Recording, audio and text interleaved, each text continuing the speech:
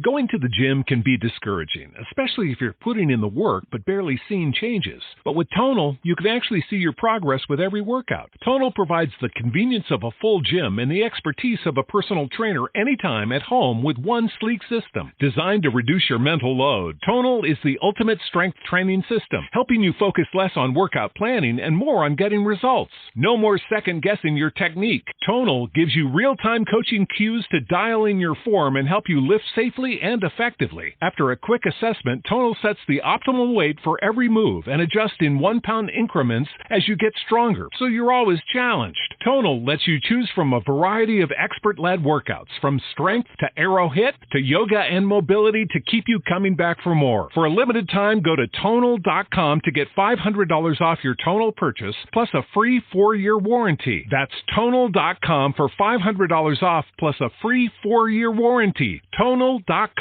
Blog Talk Radio.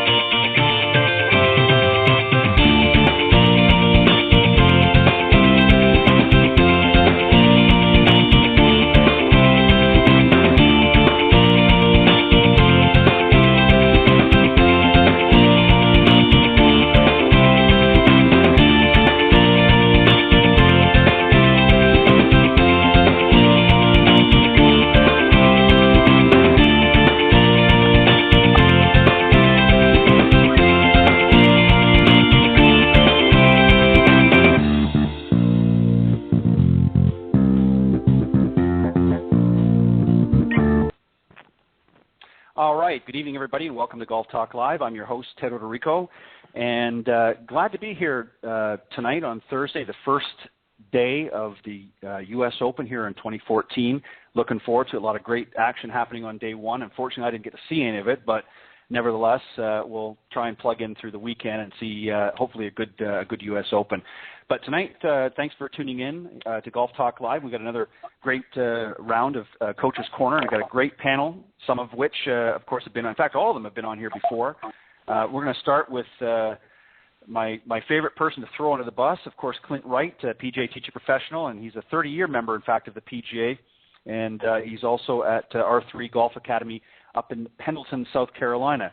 And if you want to learn a little bit more about Clint and the R3 Golf Academy, you can check them out at www.tgmgolf.com. Also joining the panel tonight is Greg Liberto. And, of course, he's been on the panel before and interviewed him a little while back. And he's an experienced speaker, coach, and writer, and has a great perspective of the game, unlike really anybody else in the business. He's got over 15 years of research, and with that research, he's developed programs that will show you how to become your best. That's why they call him the head coach.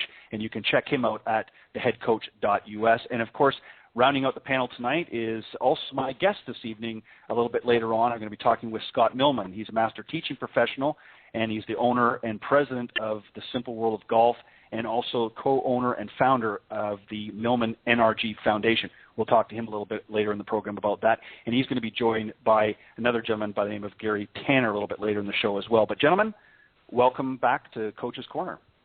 Great to be here. Thanks, Ted. Thanks, all right. Appreciate it. Thanks, guys, for taking some time to be on here. And I know everybody's eager to see what's going to happen. As we were talking off air, there, of course, a few of us here hadn't had a chance to really keep up to speed on what was going on the first day of the Open. So I'm sure we're going to be looking forward to checking out some of the highlights a little bit later on. But everybody's, I think, now familiar with how the Coach's Corner segment works, so I don't need to read all that out again. But for those of you that are tuning in here, don't forget we're live on Golf Talk Live every Thursday evening at 6 p.m. Central Time, right through till 8 p.m. The first hour, of course, is the Coach's Corner. And if you want to call in at any time during the program, we certainly would love to hear from you. You can do so at area code 646-716-4667, pardon me. Or you can email questions to ted.golftalklive@gmail.com. And if you want to get updates for the show, you can do so on social media on Facebook. Just check out Golf Talk Live blog and throw a few likes while you're there as well. I appreciate it. And, of course, you can follow me on Twitter at Ted and Buck CEO. That CEO is in caps. And you can also check out the Golf Talk Live website at www.golftalkliveblog.com. Okay, guys, let's start off. And the topic tonight was sent in from Jerry by Little Rock, out in Little Rock, Arkansas, And his question was actually very simple. It was when to take the risk. And let me just read a little bit of his email here, and we'll go from there. His question to the panel tonight is one of timing. He says he plays pretty regularly in the club championship, and often he's faced with making this decision. He says, do I go for it or do I lay back? Sometimes he can't decide what to do. He usually tries to go with his gut instincts, but sometimes that doesn't work. So his question is, of course, when to take the risk. And I hear the bus rolling up the street, so I know that Clint's going to go first tonight. So, Clint, when should Jerry what should Jerry do here? And in a situation like that, he's playing his club championship, and how does he know when to take the risk and maybe when he needs to be a little bit more conservative? Well, it would also depend on whether he's playing a match play or whether it's stroke play. Mm-hmm.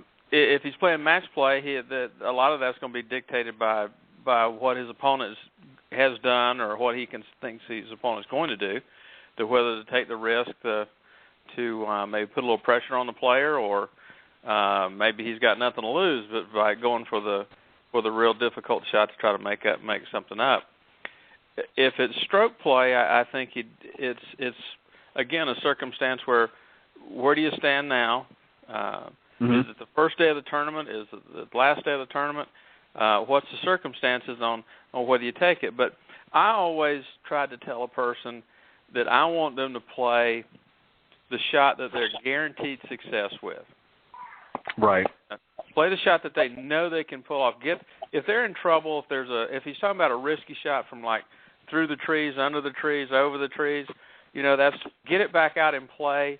And, to me, like you always hear, let your wedge do some work for you. Get the ball back and play.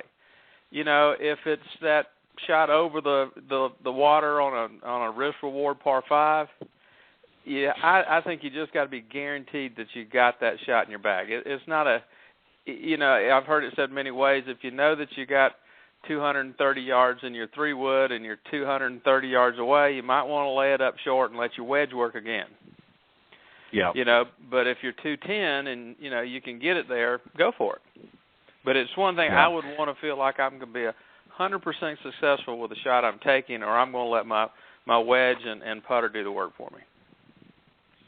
Great answer, and I agree 100% with that. I think that you have to, if you've got a go-to shot and that fits within your arsenal at the time, that particular shot, then certainly I think you can go for it. But again, it depends on the circumstances in the tournament that you're playing, and as you said, whether it's a stroke or match play. Greg, let's flip this around a little bit more, and let's take this from sort of the in the head, if you will, as opposed to the physical part of the game. What are some thoughts that maybe a player needs to really let go and absorb through his head before he makes that decision? What are some things that he needs to be thinking about, or she for that matter?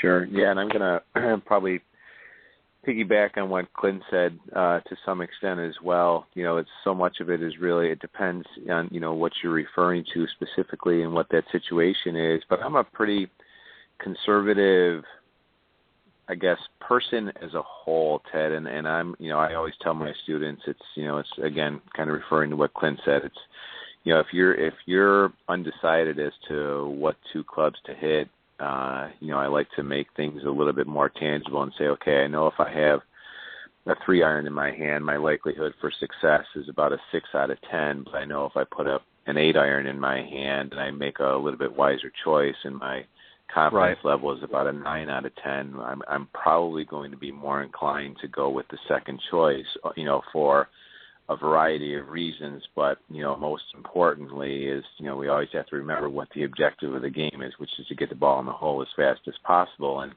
you might say, well, if I take a riskier shot, my likelihood for getting the ball in the hole is better. But at the same time, you have to be smart and say, okay, what are the let's just talk about the percentages. Let's just erase everything else out of the equation. Let's just talk about the percentage of me, the highest percentage of likelihood of me hitting a successful shot, and that's going to be with a particular club as opposed to high risk, high reward. I've never really, there are certain situations where you do maybe take a risk, and a lot of that might be because you're pressing, which again is a bad thing from a thought perspective. Right. So there's a lot of factors and maybe unknowns and variables in the whole equation here, but the bottom line is that, I'm a big proponent of playing smart, playing safer, playing the percentages, and giving yourself the greatest opportunity to get the ball in the hole. Yeah, and that's a great approach as well. And I think that it really depends on the individual. If somebody's a little more conservative, as you indicated, Greg, I think they may want to look at the percentages and likelihood of them executing the shot and maybe taking that 8-iron as opposed to trying to hit the 3-iron. Scott, I want to bring you in here, but I want to just modify it a little bit. Obviously, pressure is a factor, and as Jerry had indicated in his email here, he plays in his club championship quite a bit. So there's a little bit more of a pressure situation as opposed to if he's just playing a weekend foursome where he can maybe be a little bit more aggressive. But let's look at it from that perspective. In a pressure situation and maybe a little bit more, is that going to make a big difference, do you think, in the choice that Jerry might make? I think it makes a huge difference in the choice that he's going to make. But then again, it goes back to what Greg and Clint already said.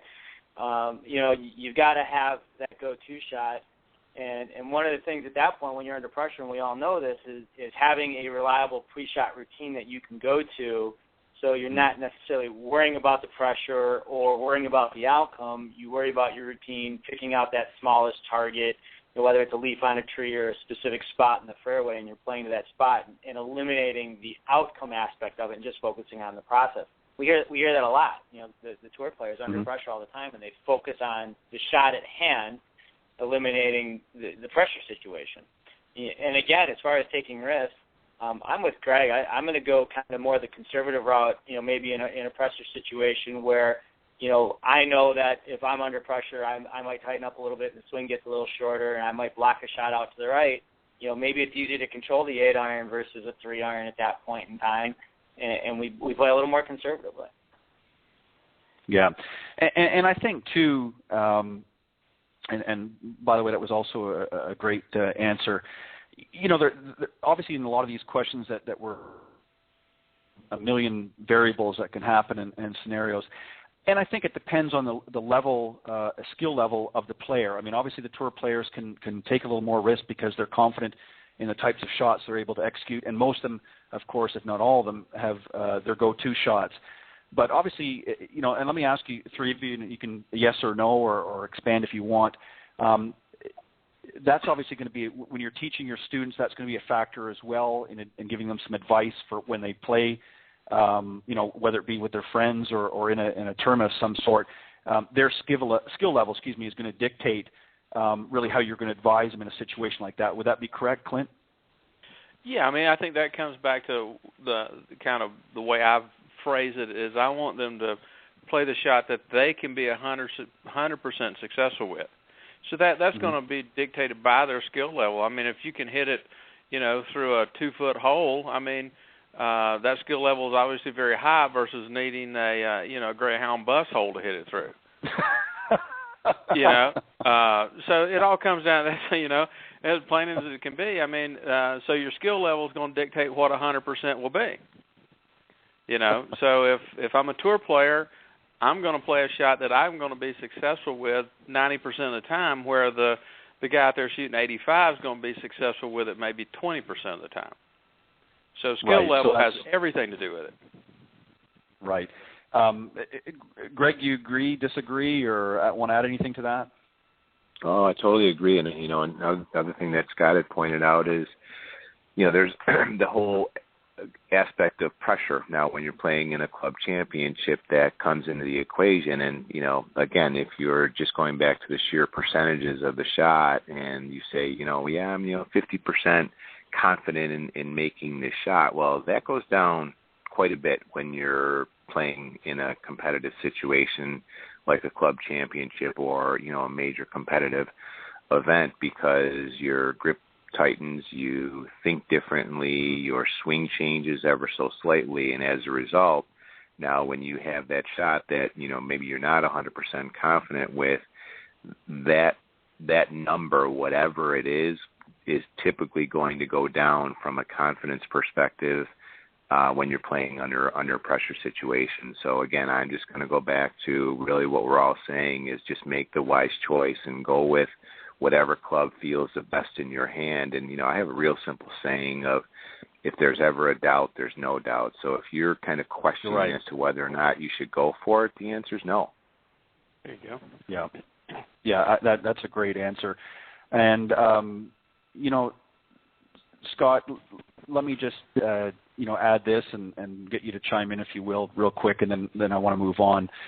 Obviously, again, the skill level is going to dictate a lot. But, if somebody just wants to go out and have some fun and maybe they want to be a little bit more aggressive, even if it's one of the higher handicappers that you're working with, obviously the bottom line is, as Greg and we all know, we want to get the ball in the hole as quick as possible and the fewest number of strokes. But there comes a point in time when you just want to go out and have some fun and maybe take a little more risk. So if somebody came to you and said, look, I just want to play with my foursome, but sometimes I get a little skittish on these types of shots, if there's not really a lot of risk as far as, money or what have you at hand, then go for it.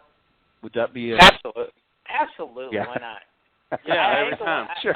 Honestly, the one thing missing from our game now is guys going out and having fun. I think you look at somebody like a Bubba Watson and why he draws the crowd that he draws is I think, from a teaching standpoint, I think a lot of times we get wrapped up in the mechanics and perfect swings and swing planes and all the technical aspects, and I think we lose the ability to have fun. And to touch on that point, a lot of times I'll send my students out with one club and say, go play 9 holes from the red tees with a forehand and go have fun and see what you can do. So absolutely go out and try it. Even if you know the percentages are really low, what's the harm in trying it? Because that 1 out of 10 times or 2 out of 10 times that you hit that shot and you pull it off, that's what gets you back for the next round of golf. Well, it also gives you some bragging rights with your buddies if you pull it off. If you don't, well, then you're going to be the butt of every joke in the 19th hole. But if you pull it off, then you got some bragging rights for the next few weekends. But yeah, great answers, guys. And I agree 100% across the board with all that's been said so far. I think that's right on. I think it depends on the circumstances. It depends, on the skill level, of course. But ultimately, we want everybody to go out there and have fun and have a good time.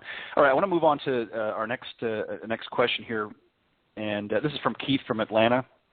And 2 reasons why I picked this, and one, he obviously has a little bit of a sense of humor in it, but also it was pertaining to the U.S. Open. He starts it off here, and he says, I think since this week is the U.S. Open week, and I'm sure that the USGA will put all the stops out for the guys on tour, that I would ask this question. But first, let me paint the scenario. He says, the course I play often has pretty slick greens. He says, I think the greenskeeper is a bit sadistic and enjoys making the members work harder for birdies. So he's obviously that plays a course with as he said, a greenskeeper that's maybe a little sadistic and probably has a sense of humor. But anyways, he says, how do I putt fast greens? So Greg, I'm going to jump to you first this time. This is something that not everybody's faced with, of course, but obviously in the U.S. Open, these guys are going to be putting on some pretty quick greens this week, I suspect, just to ratchet it up a little bit. So let's put together some ideas and maybe some thought process on what guys, Keith here needs to do about putting on some fast, slick greens. Yeah, it's probably a few different answers for this one, Ted. I think, one of the things that I think is pertinent here is a concept that I teach, which is to stand over the hole before you putt. If you have a 12-foot or whatever, you look back and you see the line of, what type of a putt you're going to hit, right to left to right, straight putt, whatever it might be. And I actually stand over the hole first after I sized up, what the ball is going to do. And I identify the very specific blade of grass where I envision the ball is going to enter the hole. And what that does is it not only gets you very specific with where your spot is, but once you go back to the ball and you're standing over your putt and maybe you don't see that blade of grass because you're too far away from it now, but exactly, you're very specific and in tune with where that ball is going to enter the hole. And what that does It eliminates negative swing thoughts. It eliminates the thought of, don't leave it short, don't blow it past because these greens are running so fast.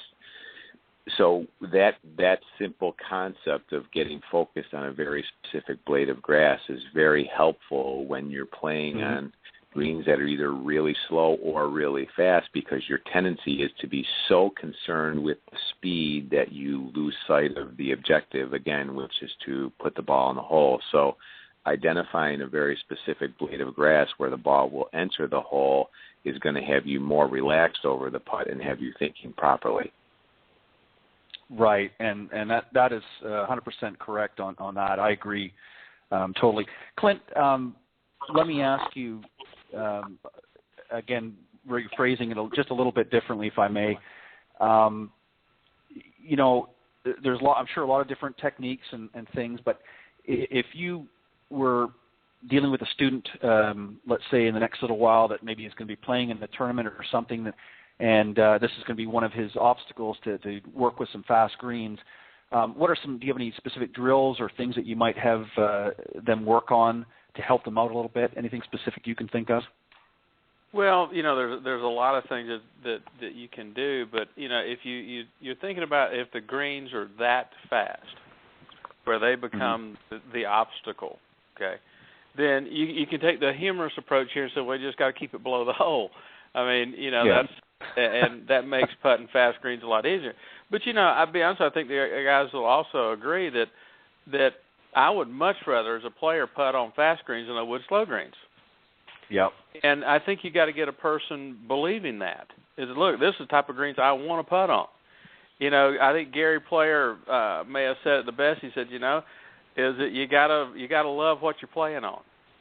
If you got fast greens this week, I love putting on fast greens. If it's slow greens, I love putting on slow greens. You have to take an attitude to it that says, look, I love these greens the way they are. I'm going to try to figure out how to make them an advantage for me, that I don't have to hit the ball to the hole. I've got to feed the ball to the hole.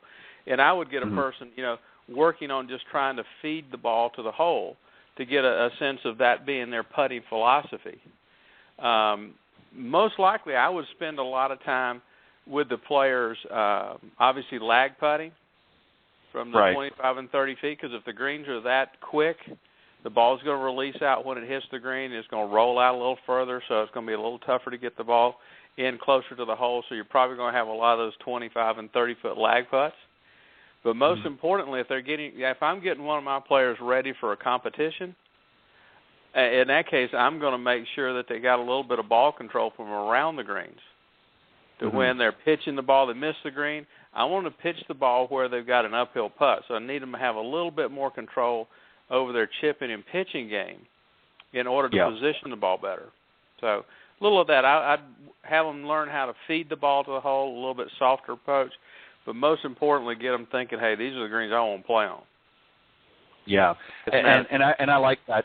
Yeah, I like that answer because I remember, hearing that that Gary Player had said that, and that's so true. I think a lot of it, golf is so much, it's not just the physical part. I think too many people put a lot of emphasis, and I'm talking about, the average player out there, puts too much emphasis on the physical side of the game and really not enough on what goes on upstairs in the head. And I heard something really interesting the other day when I did the women's program that I do now every Tuesday morning. And Cindy Miller, of course, is doing a great series called Own Your Game. And she was talking about really about narrow and wide focus and how a lot of the tour players, as an example, when they're getting ready for a specific shot, of course, their focus will narrow, much like what Greg was talking about on that, blade of grass and watching the ball feed into the hole. But then when they're away from that shot, they sort of take it away from the pressures at hand and sort of, for lack of better words, smell the flowers as they're walking around the golf course. And I think that's so important. I think too many, and what I would say to Keith as an example, and Scott, I'm going to bring you in on this to chime in as well, but, I think sometimes if you sort of preset your thought process that the greens are fast and sort of let that be your thought of the day, it's going to add to the pressure of the round, I believe anyways. I might be wrong. Scott, would you agree with that? Or I think getting in the aspect of that you're worrying about what the conditions are. It's kind of like when it rains. If you have the thought process of that's going to eliminate half the field, and you do well in the rain, it's kind of like what Clint and Greg were already touching base on. I get when my students are prepping for tournaments, especially my juniors. The last thing we worry about is having them worry about what the conditions are or aren't going to be. They could be practicing on fast greens the day before, the day of. It rains and the greens slow down, and they've got to adjust again. So there's so many variables that go into it that, you can only prepare so much. You just got to be able to have the right attitude to make that adjustment. And it doesn't matter what the circumstances are. I say to myself, hey, if the greens are fast today, you know what? I'll make the adjustment. And, let's face it, there are just some days that you just don't make the adjustment. You just can't quite get the speed. You don't feel you're not reading the brakes properly. And you just, you do the best you can on that given day, and you move forward. But like Clint said, at a certain point, if I know we're playing on fast greens, I'm going to set tees at maybe 20, 30, 40, and 50 feet, and I'm going to practice my lag putting from those distances, and I'm going to maybe put a tee or the flag behind the hole or maybe another club 3 feet beyond the hole, and I'm going to try and get each putt to go beyond the front edge of the cup but stop short of that flag or make it, if the case may be, and really concentrate on feel for those distances, and that should help. Yeah, and Ted, I just want to kind of back up something really important that Clint had mentioned, really with not just this situation with fast greens, but what Scott was alluding to, whether it's raining or whatever. The key component to all of this is you have to embrace it, because so many players say, "Oh, I hate fast greens," or I'm terrible on fast greens. Well, if that's your thought process going into that tournament, you're done. Because what you're going to be doing is you're going to be fighting it the whole time. So you, regardless of your skill set or your past performance or what you think, you have to basically say to yourself, "I love putting on fast greens." Whether you do or you don't, you have to basically just embrace it and go and just go out and do the best you can. Well, and that's so true, guys. The thing is, if you go in with a negative thought like that, you've pretty much set yourself up for failure, and that's in everything in life. It's not just in golf, but it's everywhere in life. If you automatically, go in with that sort of negative thought, and it's much like and obviously you have to be realistic. Let's take away from the greens for a second, but obviously when you're stepping up on the tee, you're looking out there and you're seeing the bunkers, you're seeing maybe a lake, a pond, or what have you, or out of bounds. And obviously you have to be cognizant of these things that go on. But I think if you go in there with the mindset of, gosh, look at all this trouble out there, you've already set yourself up for failure. And, I think this is where, somebody that's a little more focused, and this is why the tour players, I think, it's not just the fact that they can hit the ball better, but, they're able to focus and eliminate a lot of that trouble. They're aware that it's there, but they're not focusing on it. And that's where the high handicapper has the opposite effect. They're focusing on the trouble and not about the task at hand. So it creeps in, and I understand, exactly, Greg, what you're getting at. Yeah. Greg, let me add one thing. One of the things that I talk to the folks about there, and you're right, Ted, is that, the golf course is nothing more than a playing field. That's so right. The best players concentrate on their game, which means what their body's doing and the shots they're playing. Mm-hmm. They don't worry about the playing field. That would be just like a batter in baseball worrying about the baseball field. Yeah, they're not worried about the field. They're just worried about the ball coming at them. Yeah, So we all get tight. Like the bunkers and whatever. Everybody gets tight. And again, it comes back to those fast greens. That's the playing field. So if you get focused in on the playing field, there's no way you're going to focus and concentrate on what you need to do in order to play that day on that particular playing field. Well, and Clint, you raised another or made another comment too that I think is very important, and I think it's an excellent one that you raised, and it's not just about on the putting surface. In a case like this, I'm going back to the fast greens. It's also around the green, chipping and pitching and things like that. It's not just a matter of, can I putt these fast greens, but you need to have a well-rounded game, to be able to handle that. Because if, again, put in good position, maybe to have the ball below the hole, as you said, or what have you, I think is equally important. It's not just a matter of learning how to handle these fast greens with the putter, but you also have to be able to, what's going to happen if you're a few feet off and you've got to pitch it on to a fast green. You've got to know, what you're doing there in that aspect as well. So I think there's a lot of, areas that people really need to focus on, and not just on one area. But you're right, guys. I think, going out, if you're focusing on what's in the field and what trouble may lurk around the corner or around the dog leg, if you will, then you really are setting yourself up for failure and are surely going to have difficulty throughout your round. Great answers, guys, and let's move on here. And speaking of difficulty, Scott, you had mentioned this. Ryan from Las Vegas writes in. He says, I play here in Vegas where often the air, of course, is dry, and got some elevation changes here and there depending on where he's playing. And, of course, the ball tends to fly a little bit further. He says, the problem I have is making the adjustment when I play, as an example, when I go to visit friends and that out in Florida, he's had difficulty making the adjustment. And he gives an example. He says, for example, here he says, I might hit my 7-iron in the desert 160, but in Florida it might only fly 150. His question is, can you give me any tips or tell me how to make the change? And I think what he's trying to ask here is, he plays a lot of golf, obviously, in the desert. Conditions are different than what we might play out here on the East Coast. And Ryan's difficulty is, I think, when he gets out there, it takes him a while to sort of adjust. So what are some things, Scott, let's start with you this time, some things that maybe Ryan needs to keep in mind or needs to do when he's playing different situations like that?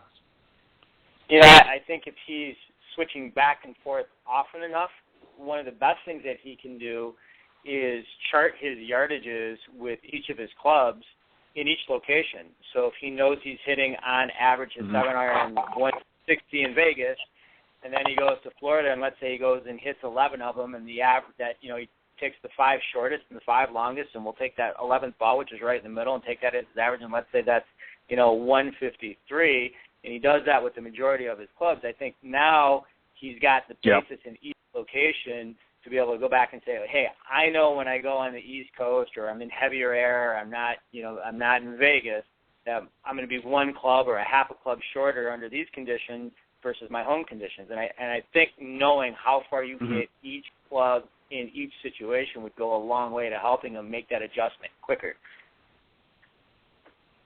Right. And I'm going to stop you there, Scott, only because, and you'll understand in a few moments, actually our next question is going to address that very concern, so I don't want to get too much. So, Clint, let's go to you here for a second. And Brian in Vegas has this, as you've heard, what are some things that we can, offer some help in a way to, besides what Scott's just put out there, to help Ryan deal with changes in altitudes and climate and that sort of thing? To be honest with you, I think he pretty much said what he needs to do. Okay. I mean, in today's world, I mean, with all the rangefinders, you just go out to the range and find those, find you a spot to hit it to and pay attention to how far it goes. I mean, it's not that hard, really. Right. What about playing, as an example, of maybe a different ball? That I'm just throwing that out there. I personally, I probably wouldn't do that. I think it could very well be he just needs to park his ego when he's playing on the East Coast and not worry about hitting a 7-iron 165 yards, Right. And play the game. Again, it comes back to what we talked about a minute ago. Play the day. I mean, right. What's the conditions today? I'm playing this condition, and here in South Carolina in the winter, the ball doesn't go as far as it does in the summer. Right. The ground gets hard, ball bounces everywhere, whatever. So you just have to play the day and what's presented to you. But if you need to have a little bit of knowledge and information, get out to the range, shoot a couple of spots on the range, hit those irons, see how far they're going against that range, and go for it. Right. Right. And I think so. Greg, if you were dealing with somebody that has this scenario, and obviously, Clinton, I think Scott covered that, but, there's obviously players out there that mentally kind of, get challenged, if you will, in a situation like this. if you were going to advise somebody on that aspect, what suggestions would you give them to deal with a situation like that? Sure. Yeah, no, and I'm glad you gave me an opportunity to answer, Ted, because one of probably the most important thing that I talk about in all of my coaching is the importance of playing golf with a strategy. And I'm not talking about a technical course management strategy of what clubs you're going to hit on what shots, but that while that's important, that's tactical. And the strategy that I talk about is really just a high-level thought process that's going to have you engage from the first shot to the last shot. So a perfect example of a strategy and why it matters and why every single round is very unique and every day is unique and how you feel every day is different because your physiology is different. So there's so many variables. You can go and play the exact same course 100 days in a row, and you would need a different strategy every single day because how you feel on every single day is different, and the situation you're playing in is different every single day. So, for example, a situation where the ball is not flying as far as he's used to, maybe a really good strategy for that day is be patient or accept it, because you have to basically go into the round with the mindset that is going to have you focused, motivated, but at the same time very, very calm and confident. So knowing, it's like what we talked about earlier with the really fast greens, you have to embrace it. You have to put your mind set in a place that's going to allow you to perform at your highest level. And one of the ways that you do that is take the time to figure out what kind of a strategy do I need going into today. If I'm playing in a very competitive situation against somebody who is better than me, my tendency is going to be to focus on them. So maybe your strategy for today is focus on me. If I'm playing in a situation where I know the ball is going to fly maybe a little bit less than what I'm used to, well, then you know what? You need to figure out what kind of a mindset is going to have me totally confident, even though I know I'm not going to hit the ball as far as I normally do. And coming up with a strategy takes 2 minutes sometimes. Sometimes it takes 20 minutes because you really need to sit back and ask yourself, what is going to, number one, resonate with me from the first shot to the last shot and have me totally engaged and focused on every shot? But most importantly, what's going to give me the most confidence today?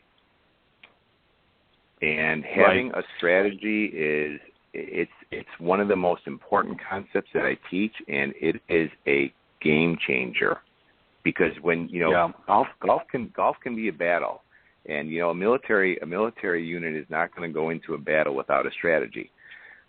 So it's the same thing. You should not enter into a round of golf without a strategy because you need to make sure that you can get through every little battle that you're going to encounter over 18 holes of golf. Yeah, and that's true. I think sometimes people, much like the previous question, talking about fast greens and so forth, I think sometimes people put too much emphasis on, conditions. I mean, obviously, you have to be cognizant of conditions if you're playing in a climate, let's say, where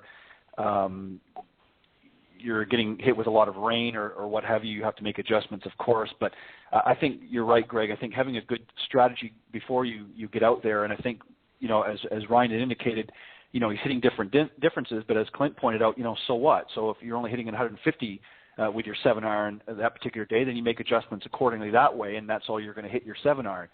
Don't worry about the distances, just play your game. So I think that's great answers. Scott, the reason why I wanted to sort of have you halt there is you brought up actually Brian from Monterey, California asked a question, and it's kind of an interesting question because most cases it's probably not a factor, but in his case it is, and I'll read it out to you real quick, guys, and then we'll get some comments. And Scott, I'm going to start with you. Brian from Monterey says he has a real difficult time judging his distance. He says that he doesn't have the benefit of owning, as Clint had put out, a pin seeker or et cetera, or on one of the other devices. He says, so he's not exactly sure how far. He says, I hit each of his clubs. He hits balls at the range, but he's not confident their markers are accurate. He would like to know how far he hits his clubs, but unsure on how to go about it. So let's say, Scott, let's start with you. And, let's say you are playing at a facility that obviously some of the higher end facilities are going to be a little bit more, but maybe if he's playing at a range that doesn't necessarily keep good yardage markers accurate, how does he sort of, in that case, gauge how far he's hitting his clubs?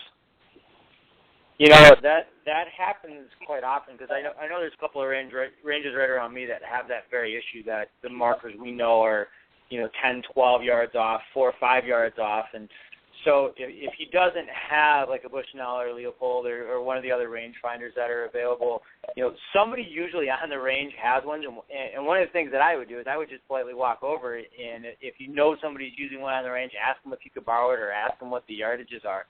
And aside from that, I know on the shorter clubs, which I put a big emphasis on, especially wedge play and short iron play, is go find a field and go hit some balls. Go take your wedge and hit 11 shots and hit just the same swing, 11 shots, eliminate the 5 longest, eliminate the 5 shortest balls, and that 11th ball in the middle is your average, and keep track of that. And you do that with each of your clubs where you've got the room. So if you can hit your 60 and a 56, maybe a gap, and maybe your pitching wedge, and then maybe you've got room to get into your 6, your 7, 8, and 9 irons, I would work my way from my wedges back. And then again, if you're on a range and you happen to be there enough and frequently enough, somebody sooner or later will have one, and just ask them to borrow it, and then shoot those the signs or the flags or whatever markers are out there, or the pole at the back of the range.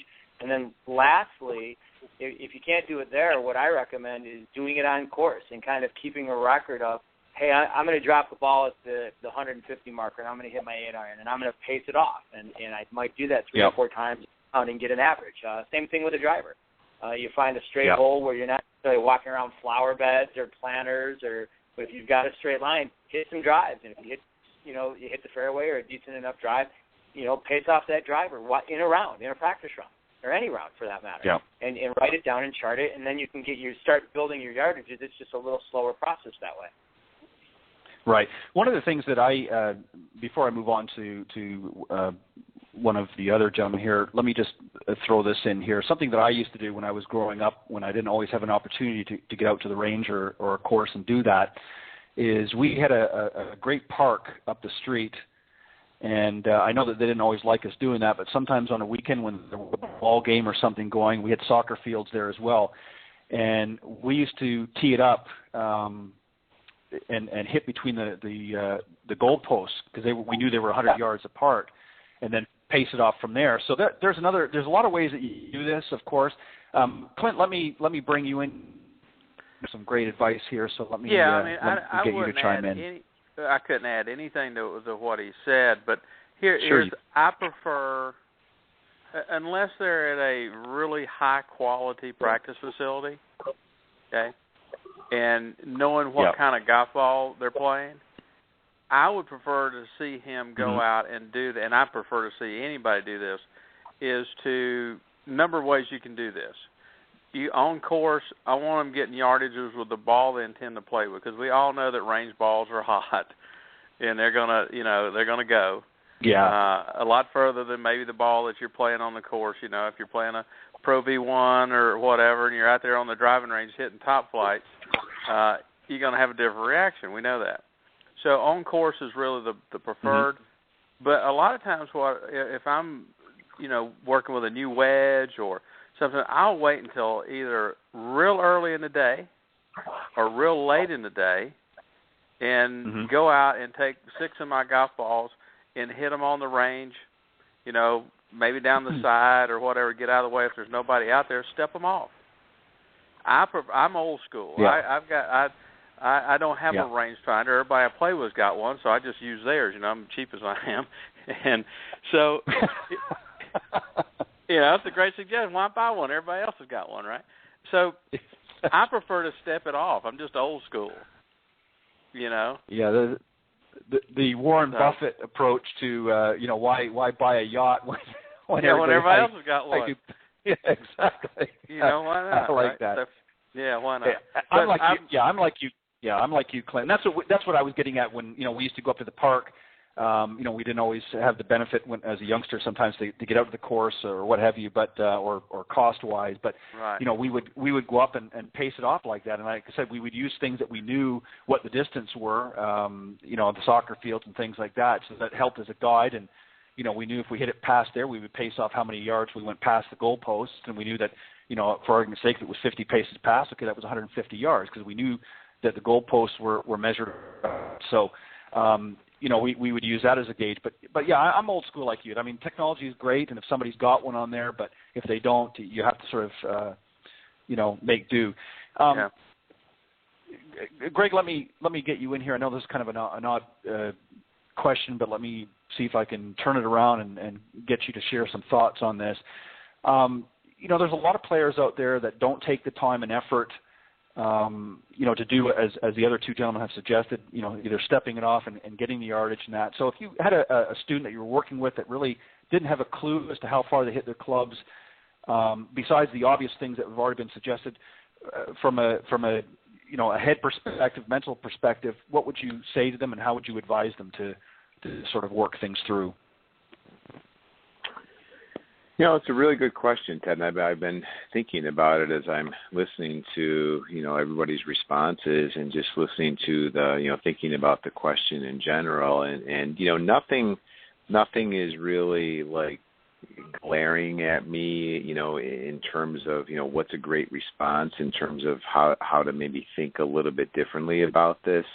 I think I'm just going to probably, again, I'm like Clint, I don't play with a rangefinder or anything. And I was playing earlier today, and my brother had his on him, and he goes, "Oh, don't you want to know your yardage?" And I said, "Yeah, I'm 125." He goes, "You're 128." So I know that's not the answer that you're looking for, but I think that what you need to do is to really just let's just take this to within 50 yards. And I know that's probably not the distances that he's referring to, but go out and pace off 50 yards and then pace off 60 yards and really start to know, what does 50 yards look like exactly? And you have to, envision what that length is. And if, you might also say, hey, you know what?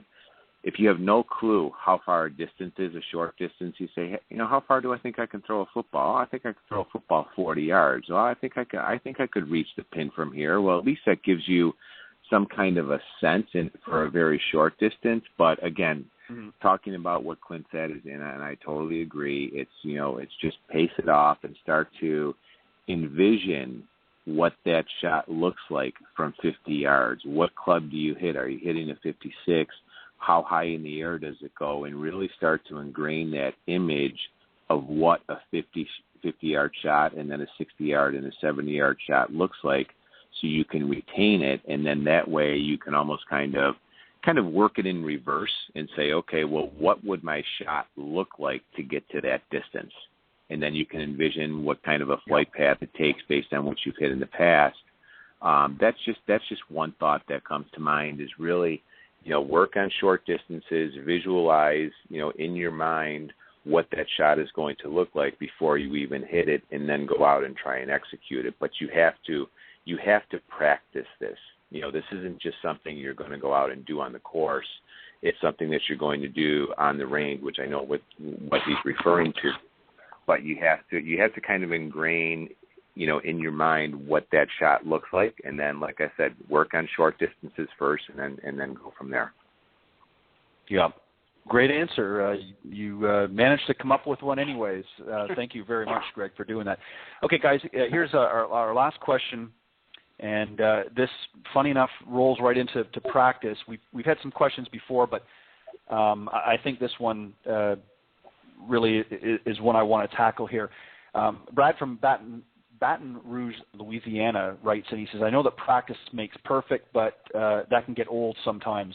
Clint, I'm going to start with you on this one. His question is there any way to maximize my practice time without having to spend 2 hours at the range? So if somebody wants to take it, get out there and work on their game, what are some things that you would get them to do to get the biggest bang for their buck, let's say? If they're limited with time, per se, or if they have more time, how would you sort of mold them into a practice routine? Let's start with you, Clint. Well, it's real simple. They're going to have to go to the range. I'm not a big advocate of just beating balls. I hate to see the person go out on the range with two big baskets of balls because they're not going to get anything accomplished. He's got to go to the range with a very specific purpose and a specific thing they're going to deal with. And that's where a good lesson program with a good professional can help them identify exactly what they need to work on. And I would suggest to him, buy the small bucket of balls and focus his time on each shot he's hitting on what he wants to work on. I know personally in my game, when I go to the range, probably 80% of the time when I go out to the practice range to hit a few balls, I know that my biggest trouble is is rhythm in my swing. So I go up there and I hit a small bucket of balls. Every shot, the only thing I'm focusing on is just rhythm of the swing. So I would highly suggest that he have a very clear purpose when he steps out there, get the smallest bucket of balls, make each shot count for him, and then go practice his putting. Yeah, I agree. I think, you have to practice with a purpose, and I think once you have have something in mind that we've talked about this before, I know, and I don't want to get too repetitive on it, but I think a lot of people out there, just as you indicated, Clint, just go out there with two big buckets of range balls and are beating them until the cows come home, and then they wonder why their handicap isn't lowered in the last 10 years. Scott, from your perspective, how would you pretty much the same thing, or what's your routine when you go to the range and you want to work on some things? Do you have a specific routine that you have, or do you go with a specific purpose in mind, or how do you approach it? And then how would you advise a student? Ted, we're in the golf business. We don't get to the range and we don't play. You should know that by now. Yeah, I know. So I don't even know what a routine on the range for myself is anymore. All right, let me stop you. Let me rephrase that. Let's put it as a hypothetical. How's that? It might. You know what? I'm playing the first round of first of all, this is Michigan, so we all know we get a late start anyways. I'm playing the first round of the year tomorrow. That's the funniest thing yet. So, I think practicing with the purpose, has its place. But I think the other element and one of the things that I love giving to my students is there's a website called Vision 54, and the books that Pia Nielsen and Lynn Marriott wrote, I think, are fantastic ways to practice, and they make practice fun. So a lot of the times, aside from getting away from my routine, it's playing holes, individual holes of your favorite course. Maybe it's Pebble Beach, maybe it's your home course, whatever it is. You hit a driver, the 3-wood off, let's say the first tee, and let's say, hey, you know what? I just hit it in a divot, and you're going to throw a ball in the divot on the range, and now I'm going to play 8-iron to the green out of a divot. And you play games on the range, and you change your targets often, and you have a very focused, specific practice to where you're hitting the types of shots that you may face at a specific course, but you make it a little more fun, a little more challenging.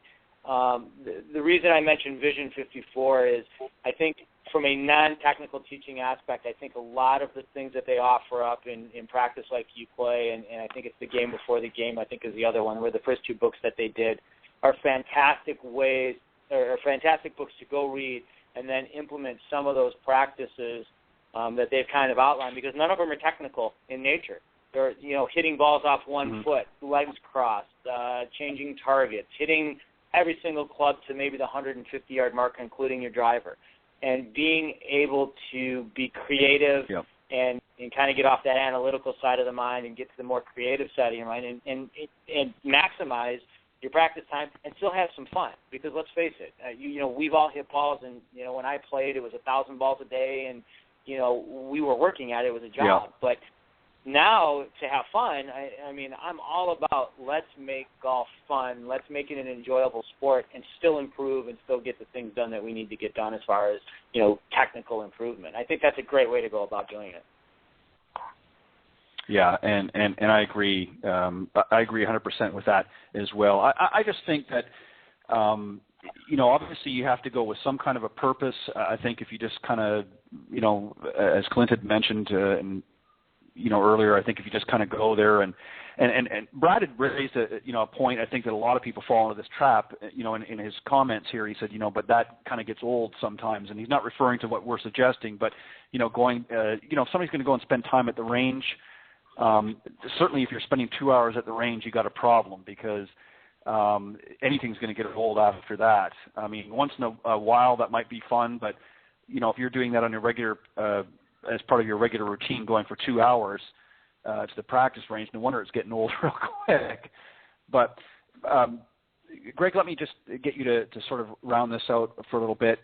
From a mental standpoint, there's a lot of things that I think people let creep into their minds, and I think that it's not just, again, the physical part of the game, hitting good crisp type, but there's also preparing yourself. Part of the practice is getting the mental part of the game in check as well. So what are some things and drills and things that you have people focus on in order to prepare for a great round? No. So are you saying different from practice mindsets, Ted? Something totally different? Well, yeah, you can. Let's put it. Sorry, I'm going to regress here. Put it in the sense for practice, but if you want to add in there for a round as well. But let's say for practice, what are some things that you might get them to sort of prepare? Not so much from the physical standpoint, but from the mental standpoint. Yeah, I'm going to just go back to this concept of playing with a strategy and playing with purpose. Everybody talks about practicing with purpose, but what you need to do, what golfers need to do, is you need to level the playing field between the range and the course. I mean, how many golfers say, "Oh, you know what? If I could just bring my range game to the course, I'd be a great player," or "If I could just bring my pro out with me on the course, I'd be great." Well, it's none of that. It's about leveling the playing field. So what you need to do is you need to amp up your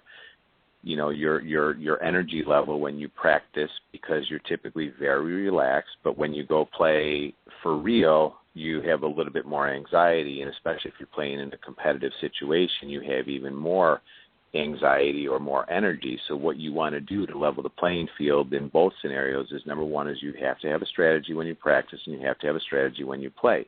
And a great strategy to help you practice with purpose, to think like a sniper.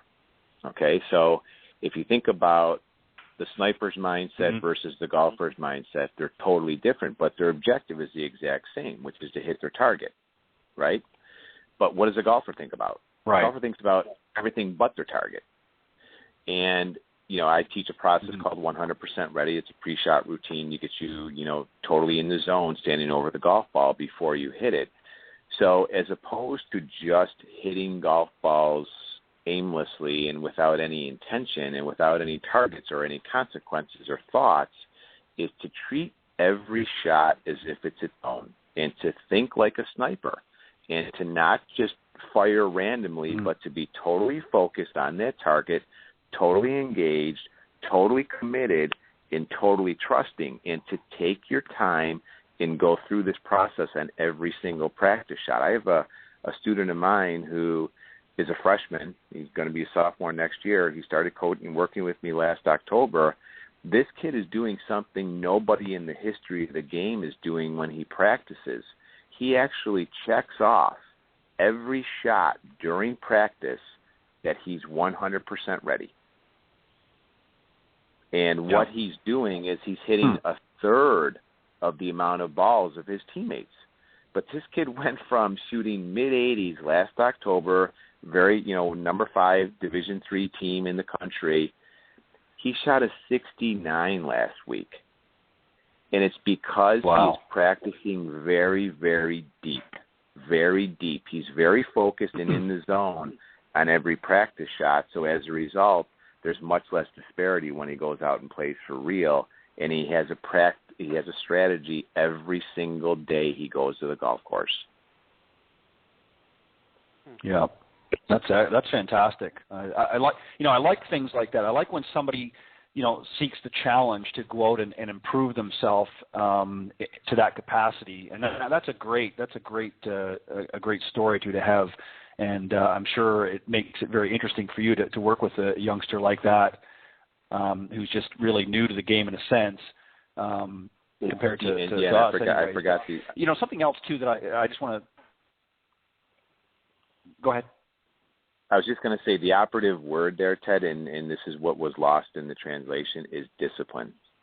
Chris is very disciplined to go out and do this, and most golfers, even the golfers that I've coached, they're not disciplined enough to go through the pre-shot routine on every shot during practice. Yeah, and that's true. That's very evident. I know when I go up to any of the ranges and I watch, and I like to observe, while I'm going through my, and I don't get to go up as much as Scott had indicated. I'm like probably the rest of you. I don't get to go out and play and practice as much as I used to. But, when I do get the opportunities, I like to observe and see how people are handling themselves. And unfortunately, probably 99.9% of the people there are doing what Clint had indicated, before. They're just sort of, got a couple of buckets that they're taking up there, and they're just beating ball after ball. And I see the frustration level. Something else that I've done too, and I try to encourage people to do this, and not everybody certainly is going to do it, but you can't always be practicing in perfect conditions. Now, I don't expect you to go out in the middle of a tornado or hurricane conditions, but sometimes if it's there's a good brisk wind or something, go out to the range if you've got time and practice in those conditions, because not every time that you're in the golf course or you can have everything in check.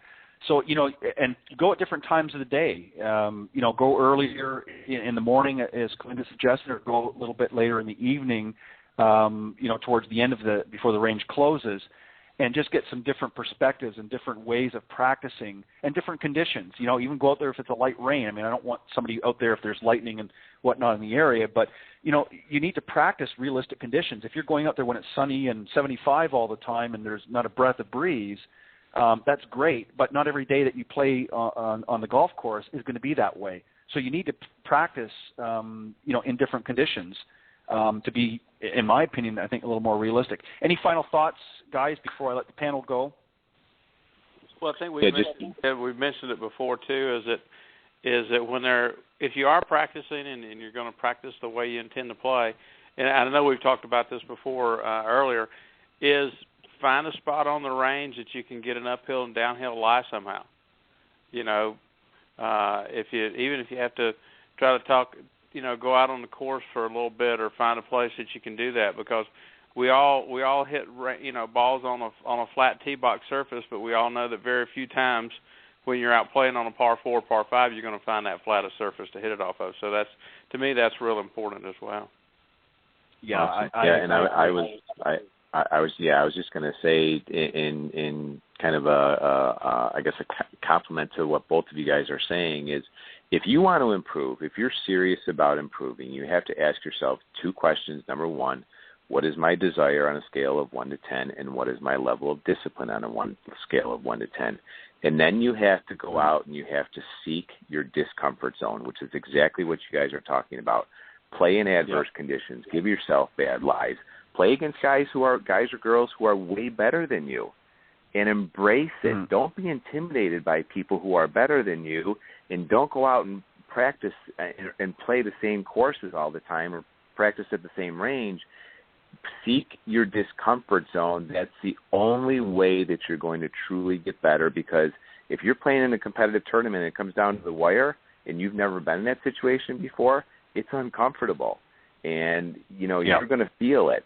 But if you're constantly seeking your discomfort zone, that, like they say, and I think it's a Michelob Light commercial or whatever, all of a sudden your discomfort zone becomes your comfort zone, because that's what you're so used to being in. So give yourself bad lies, guys, and go out and practice. Thank you for. I'm sorry, Ted. I'm done. Great way to end the panel discussion tonight. Guys, thank you very much. I know that everybody's time is valuable, so I really appreciate all of you. Scott, I know you're going to be sticking around here. But, Greg, if you want to very quickly let everybody know how they can get a hold of you again, and then, Clint, I'll let you follow up.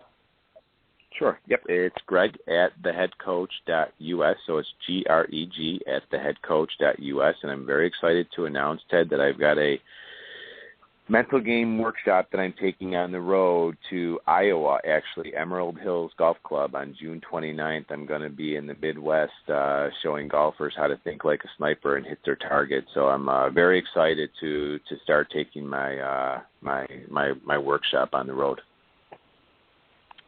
Very good. Excellent. Thank you again, Greg. I appreciate it. And Clint, certainly last but not least, what's the normal stuff? It's the R3 approach. They find us at tgmgolf.com. Look forward to hearing from them. If they got any questions, they can email us there, or they can go on Facebook at the R3 Approach TGM Golf on Facebook, and we'll be more than happy to carry on the conversation with them. And Ted, I appreciate it, and hopefully I'll see you in a month or so. Yeah, make sure you ring my extension this time, and don't speed past me when you see me hold my thumb out on the interstate. Guys, thank you very much. Enjoy the U.S. Open this weekend. Hopefully, obviously the best man's going to win, but let's hope it's an exciting U.S. Open. Thanks, guys, and I appreciate you chipping in the panel, and you guys, I hope you'll come back many times. Have a great evening, guys. Thanks, Ted. You too. You're welcome. Okay, Scott, I see that Gary's in queue here, so just to let everybody know, finished up another great Coach's Corner panel, and joining Scott. Scott, I'm going to let you, if you don't mind, let you introduce our other guest on this evening. I get the pleasure of introducing the illustrious Gary Tanner. So Gary Tanner is, as far as our foundation is concerned, and me personally, because Gary has become a close personal friend as well, Gary is the chairman of the Reconnect program through the American Legion in the state of Michigan. And the Reconnect program has what's called the Michigan Returning and Wounded Warrior program. And I'll let Gary, because he does such a fantastic job, he's a fantastic speaker, I'll let him explain his program. But Gary and I have partnered up the last 2-3 years. We've become really good friends. Our programs work together when it comes to supporting veterans and veteran families and their needs. And golf happens to be just one part of what we do. And then Gary's program kind of takes care of some other things. And I'll let him hop on and explain that part of it. But I'm very proud and very honored to have Gary as a partner, and even more so as a friend, because we've become very close. So, we're very lucky to have Gary, and I really appreciate him jumping on for the hour. So I'll let you bring him on and let him explain the program a little bit. Not a problem. Gary, welcome to Golf Talk Live. Thanks, Ted. I'm honored to be here, and thanks, Scott. That was more than I deserve as far as the introduction goes. You know what? You're right, Gary. I won't introduce you like that anymore. We'll edit that part out, Scott, a little bit later. But Gary, I appreciate it. I'm going to do things a little bit differently. Normally, I go through some questions with my guest on tonight. But since Scott indicated, Gary, he's brought you on here for a specific purpose, we're going to kind of do things backwards. Scott, first off, just explain a little bit about the foundation, how that sort of came about, and the purpose behind the foundation. And then, Gary, I want you to sort of jump in and talk about how you guys are working together to help some of the veterans and some of the others out there. Absolutely. So the background is that years ago, I'm a pretty avid runner, and I was fortunate enough to run with a gentleman who was similar to Oscar Pistorius, had the carbon fiber blade. Everybody knows him as the Blade Runner, and was really impressed by his attitude, just in life, and some of the challenges he had overcome. And there was an opportunity at the PGA show with Jim Estes and Penn State University. They were doing an accessible golf clinic. And I kind of made the decision, spur of the moment, said, you know what, that's something that I would love to do. And it wasn't at that time, it wasn't just focused on veterans, it was focused on anybody with a physical disability. And so I took off for the PGA show and spent 2 days with Jim Estes, who's out of Olney Park, and the SMGA, which is the Salute Military Golf Association, and learned about the Americans with Disabilities Act, the ADA, and then spent another day working with individuals that had disabilities and the challenges and how to teach and how to become a better teacher. And then from that point, I came back and decided that I wanted to turn my focus to working with veterans. My dad was a UDT in the Navy, back in the late 50s and early 60s, which you would know them now as the Navy SEALs. And we did our first barrier breaking golf event, I believe, in the fall of 2012. And there was a gentleman that had attended that event by the name of Zach Potter, and Zach connected me with Gary. I think he called Gary from the clinic itself when we were doing the event. We had an accessible cart there, and Zach called Gary and connected me with Gary, and then Gary and I kind of sat down for 3 hours a few weeks. Well, it was more than a few weeks. Gary was having a foot issue at the time, if I remember correctly. But we finally got together about 6 weeks later, and Gary's program was nice enough to donate to the N.R.G Foundation and to the Simple World of Golf our first accessible golf cart, and then we've been paired together ever since, and that's kind of the background of the foundation. Well, let me, Gary, before I get you to chime in here, let me just very quickly read something out here right from about the foundation. This is really part of your mission statement, and I think it's important. I want the listeners to hear this to really get sort of the flavor of what it's about. And of course, I'm talking about the Millman N.R.G Foundation. Of course, N.R.G stands for No Restrictions Golf. And it starts off really here. The Millman N.R.G Foundation No Restrictions Golf mission is to increase participation of people with disabilities in the game of golf while transforming lives by providing a therapeutic approach to golf by creating a program for persons of all ages, disabilities, economic backgrounds, along with inner-city youth, disadvantaged, and underprivileged youth, while assisting them with their emotional, cognitive, physical, and social development.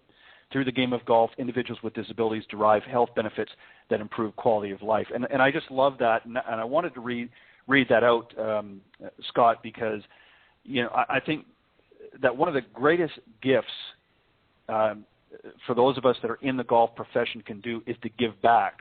We've all been blessed in many ways, and what you're doing, I think, is fantastic, especially, and obviously I know you're offering it to a wide spectrum of people, but you're particularly offering it to, obviously, a lot of veterans, Matt, who have made so many of their own sacrifices for this great nation, and it's nice to see that you're doing something that's sort of using your skill set, if you will, to give back to these men and women in that. So, Gary, do you want to jump in here as well? I wanted to read that out before I let you come on and do that. So, Gary, if you want to go ahead.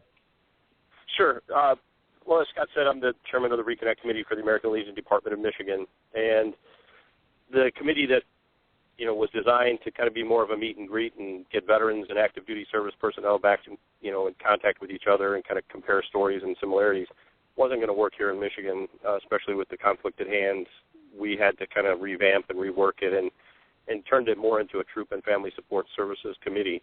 And we provide all kinds of services. As Scott said, we provide temporary financial assistance to keep people in their homes when they're facing evictions based on hardships due to their service or upon reintegration. We also help do disability-friendly modifications to homes when they come back, should they be in a situation where they're bound to a wheelchair or they have some special needs physically. We do PTSD group retreats up at our lodge in the Upper Peninsula, and we have partnered with the Michigan Psychological Association Foundation for that. And Mackinac Island Tourism Bureau and Treetops Resort and Gaylord both came on board almost immediately when asked. And we provide all expense-paid retreat weekends for families to get some critical bonding time together once they return from their deployments, or even afterwards if they're facing, some special trauma or special needs. We're trying to readjust to their new normal situation, as you would.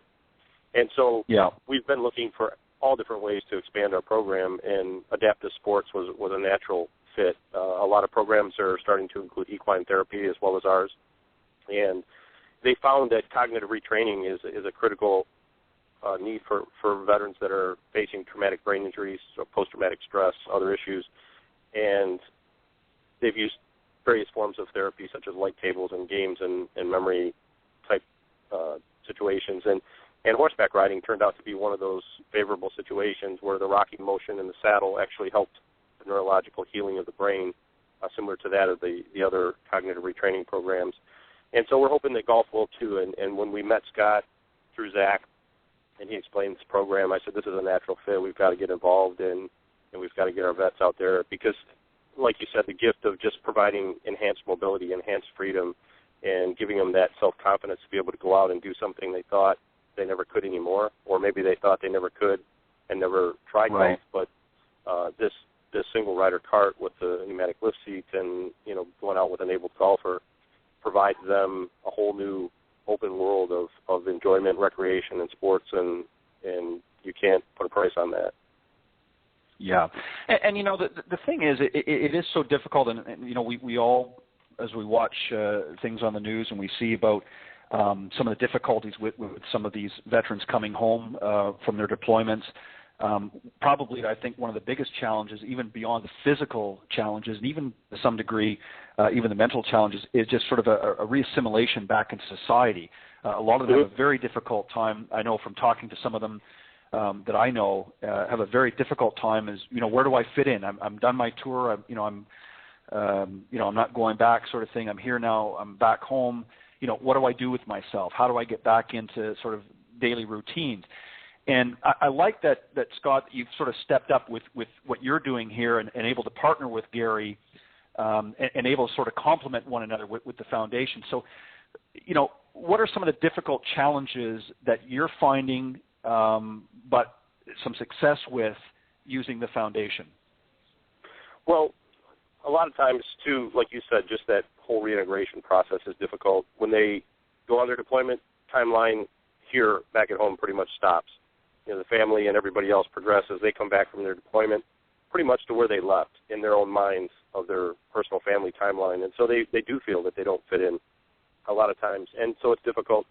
So this gives them an opportunity, just to try to get over that depression, get over that, feeling sorry for themselves or any other situation that could be holding them back. And one of the challenges we've had is just providing some other avenue other than the traditional clinical approach, because so many times, especially in light of the current scandal that's going on with PGA, I mean, there's a lot of shortcomings with the current system that's out there. But just being able to be accepted into an activity that we all perceive as normal or that we perceive as something that you do in everyday life does help that assimilation back into their normal routine or as normal, because they're never going to be normal. I mean, even if there's no combat trauma, when you go and you serve, you're indelibly changed. You're never going to be the same person when you come back. That's just part of the deal you make, the blank check you write. But when you have combat trauma thrown in on top of that, now you have a whole another set of dynamics that not only you deal with, but your family as well and support. And so this gives an opportunity for that entire family to participate in the same activity, and really, really has helped out providing a new sense of normal behavior, normal freedom, where they can go out and just not think about their problems for a while and go out and concentrate on something that's fun and recreational and that they can enjoy with their entire family. And, the peer-to-peer counseling aspect of veterans returning is why some of the veterans organizations are so important. And a lot of times the public just sees them as a place to drink and tell war stories, but it's really that peer-to-peer counseling and being understood and not having to explain yourself and not having to try to talk to someone that doesn't understand what you've been through. And by partnering with the N.R.G. Foundation and partnering with Adaptive Sports, that gives them that common ground again with their family that they might not have otherwise, because the family. Ted, so one of the biggest. So you asked kind of what some of the challenges and what some of the successes have been, and I think from a success standpoint, when Gary and I got together, obviously I'm probably one of the few private instructors that owns his own adaptive cart, and the clinics that we do are all free. They're free to the participants, and we usually limit it to 40 to 50 participants, and it's a good mix of veterans along with just anybody that has a disability, because the foundation was based on inclusiveness. And I think the success that we've had, one of the biggest, is that we've had a number of people that have attended a clinic and said, wow, I didn't know this exists, or I didn't know there were carts available. How do I get more information? And then we can provide the information of, hey, let's call this golf course 48 hours and see if they have a golf cart, or here are the golf courses that you can go play that I know have adaptive carts. Just make sure you call ahead. So I think those are some of the great successes that we've had. We've been able to touch a lot of lives and introduce golf and the biggest component of that is the social aspect. That that when we all go out with our buddies, there's a huge social component, and that kind of goes back to what Gary was saying. I think the challenge is that our foundation faces and that Gary's program faces and a lot of others around the country is it becomes a funding issue. There's only so much grant money to go around. And I think when you look at maybe Birdies for the Brave, Phil's program, which does phenomenal work, or the Wounded Warrior program, they do phenomenal work. And then you have a small kind of segmented program like ours, it makes it really, really hard. And I think the one failure that we've had over the last 3 years is really getting a hold of a corporate sponsor because our clinics aren't, we only do a couple a year and we want to expand it. It doesn't cost a lot to run the program, but there's equipment needs and instructors donate their time. We'd like to get somebody on board that would say, hey, look, we're going to make a 3-year, 5-year commitment. We want you to continue to do the clinics and reach out to as many people and introduce the game to as many people as you can. I think that's been our biggest challenge, to go back to answer your question. Yeah, and well, also, actually, too, that... Go ahead. Sorry. I was just going to say it also, too, I mean, when we started our Michigan Wounded and Returning Warrior program up, we had looked at joining the National Wounded Warrior Project and starting a chapter here, and the overhead that they have because of their media campaigns, their advertising is so high that really 30 to 40% actually gets to the veterans they serve, and the rest of it is operating the foundation, which is important because it raises the awareness on the national level in a way that we can't. However, here in Michigan, being all Guard and Reserve, with the exception of our active duty Coast Guard, North Carolina and Michigan are the two states with the highest Guard and Reserve populations. And so for us, we started the Michigan Wounded and Returning Warrior program because 100% of our money goes to the veterans and families we serve. We're all volunteer veterans. We do this on the side from our normal jobs. And so we rely on those private donations that Scott's talking about. We rely on, the corporations that step up and say, hey, we'd like to support this. And the blessing, one of the greatest things and benefits for me with Scott's program partnering with ours is the fact that he is a 501c3. And most veterans organizations, by the way that they're congressionally chartered, are 501c19. And although we're nonprofits and although we do a lot of great work, we still have the ability to lobby Congress. And so we don't qualify for those charitable donations that a lot of corporations give only to 501c3s. But with Scott's program now, that opens up a whole new avenue of possibilities for people that would like to sponsor us. And, the testimonials that come back from the people that attend these clinics and the smiles. I mean, the last clinic that we had, Scott, you remember that there was one gentleman that I think he was pretty much homebound and hadn't been out, and he could barely grip the club. We had special gloves that they can put on so that they can hold the club. We had him on our cart. I think he hit the ball maybe 3 feet when he did hit it. Yeah, maybe. And the smile on that face when he realized that he could do something like that was unbelievable. I mean, everybody in the place, if you had a dry eye, you weren't human. It was just incredible to see that. And it was that exact moment that it happened. I mean, it was just one of those things that this program provides. And when you see that whole new avenue open up to these people that they never knew existed, it's phenomenal. One of the things that I try to do with my program, besides what we did in the first half is, help with some tips and training and things like that for the average golfer, is I like to use, for lack of better words, my voice, and I certainly don't profess to hear anything, but, I have a lot of, network capabilities and that, through a lot of social media. Social media is very powerful. And I always like to find ways that I can do to give back myself. And one of the reasons why I created this program, Golf Talk Live, was really to help give a voice. There's a lot of great people like Scott out there, and I as I'm listening to you, I'm thinking to myself, what can I do, to sort of help what it is that you're doing, and what I'm thinking of, and I'm going to throw this out there, and we'll talk about it, at a later point off air, the three of us. But I'd like to maybe dedicate a specific show specifically to not only the foundation, but also, Gary, what you're doing, and just really help to create awareness for two reasons. Number one, obviously, as you do, Scott, and Gary, I love golf and anything about golf. But I believe in giving back whenever and wherever I can. And one of the things that I've been able to do with this program is to bring a lot of people together in the golf business at the professional level and beyond, and the corporate level. And I see an opportunity here really that maybe I can help in some way to maybe get some corporate dollars going your way. So if I can do anything to help, I certainly will. And I would like to maybe set aside an entire program, to really talk about in more depth, how we can help and what we can do, and get some of the veterans that you're working with, to come on the program as well and talk about some of the benefits of that they're seeing by being involved with that. So we'll talk about that at a later point, but that's something that I think I would like to do, and I think it's important for two reasons.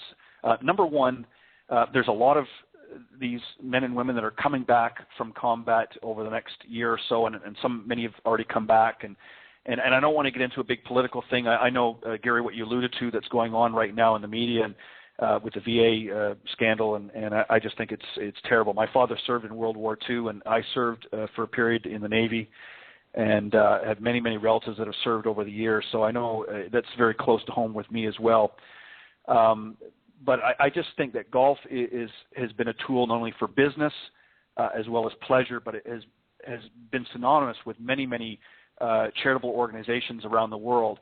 And I can see this being an opportunity for the golf industry and for corporate leaders to step up and say, you know what, we're going to do something to give back to these men and women that have gone and served this great nation. So this is something that I'm going to spin my wheels in my head here and see what I can do on my part to help you guys in the months coming up. That would be incredible. Scott, let me ask you, talk about some of the things that you're doing with the foundation, specific, if there's tournaments that you're organizing or fundraising, that type of thing. If there's things coming up, let's get the dates out there and get people active right now. So earlier this, and I'd be remiss, this is kind of we had a very active member of our foundation, and we alluded to him earlier, Zach, and we lost Zach early in this year, Zach was when I say he was the reason our foundation got to where it got to, it was solely because of Zach, not because of me or the clinics or anything else. Yeah, we did them, but Zach was the catalyst that basically pushed the N.R.G Foundation forward. He was at every event, and he loved it. He was a big supporter of the program, and we lost him earlier this year. And along with that, I think we kind of lost a little bit of our mojo, for lack of a better word. Yeah, our momentum. Took the wind out of your sails, in other words. It did, and Zach was very close to us, probably closer to Gary than me, but then Zach and I became very, very good friends, and we kind of put a few things on hold. We weren't able to secure a corporate sponsor for the May clinic, so we postponed the May clinic till September. There's only a couple of us, so Gary's busy with, like you said, we all have full-time jobs, and we volunteer our time, and so do the other instructors. So it's really hard for us to do all the fundraisers and get it because we don't have enough hands. Everybody that kind of helps out is spread very, very thin. They have other interests, so it's really difficult when you first start any company, let alone a nonprofit. So we've had our challenges. So we haven't had much planned this year, and we're kind of all trying to just regather and regroup. And I think the next clinic that we do have planned will be September 11th, although that may change because we partner, and I got Gary's program along with the golf program, N.R.G, involved with Treetops Resort up in Traverse City. What is it, Gaylord, Gary? Gaylord? Gaylord. Yeah, sorry. Gaylord? Okay. Yeah, it's Gaylord. It's Gaylord, Michigan. And Kevin McKinley is great, and they do the Patriot Shootout Labor Day weekend, Gary? Yes. Yeah, in conjunction with Folds of Honor. Yep, and which is another great organization, Dan Rooney. And so we may take the clinic on the road this year and take it up and introduce it to a whole new population. And I think you hit the nail on the head, Ted. It's one thing that we need to do is being in the golf industry is we need to grow the game by any means possible. And that means getting different demographics and different people involved that, may want to play, may want to attempt the game, whether they're veterans, whether they're not veterans, it doesn't really matter. We need to grow the game because, as you know, we've been contracting for a number of years, and the numbers don't look any more promising this year than they did last. It lost 600,000 more golfers this year, and with courses and the economy. And I think, all we can do to grow the game, for us, it's a love of the game. It isn't about money, like Gary said. 100% of everything that we take in either goes to purchase equipment or adaptive equipment or another card or pay fees just for the instructors of the course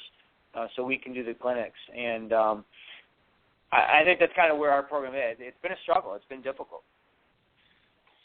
Do you foresee, and I don't know the parameters, I know obviously you want to focus on your area, but are you thinking down the road of maybe doing clinics in other areas around the country? You know what? If expanding we it, or do it, if we could do it, I'd love to. I'll tell you who I'd like to pattern off of, believe it or not, is the SMGA. And I mentioned Jim Estes. I kind of looked at Jim because they did my training. But they're going to probably mostly in the Southeast, but they do a lot with the VA and the veterans groups, and that's kind of who we'd like to pattern off. But I'd love at some point to be able to take most of my time and give back and introduce the game or reintroduce the game to the men and women that served our country that are coming back. And just like Gary said, from a PTSD standpoint, the social component of golf goes a long way to combating or at least curtailing some of the PTSD-related symptoms that we see and reintegrating our men and women back into just a regular life. Because we know they may never ever get there, but this certainly helps, and we know it. It's been proven. Well, and the interesting thing, let me just quickly chime in here. The interesting thing about golf, unlike really any other sport, certainly, we see handicapped Olympics and things like that, and a lot of people with physical challenges have been able to do a lot of different sports. But golf is kind of a universal sport at time. But, whether you, as the gentleman that you indicated earlier, whether you're able to hit it 3 feet or 300 yards like a Bubba Watson, golf just has it's in a unique class itself in the sense that there's always a great story every round to tell. And, anything that you can do to bring these young men and women and some older, of course, that are coming back into a game, always a way around the physical part. It's really the mental part that needs the most focus on. Whether somebody has lost a limb or multiple limbs, golf is a type of game that you can adapt. Because I know, many people that are non-military that have had physical challenges that still play golf to this day, and some are up in their 60s, 70s, and beyond. So it's certainly possible, especially with technology today. So there's really no excuse from a physical standpoint. There's always a way to adapt.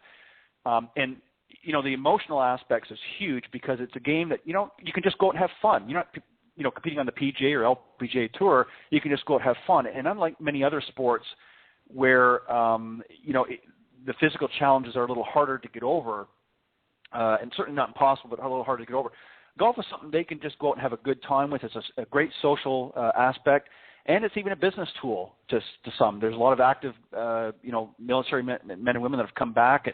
They're looking to get into other ways.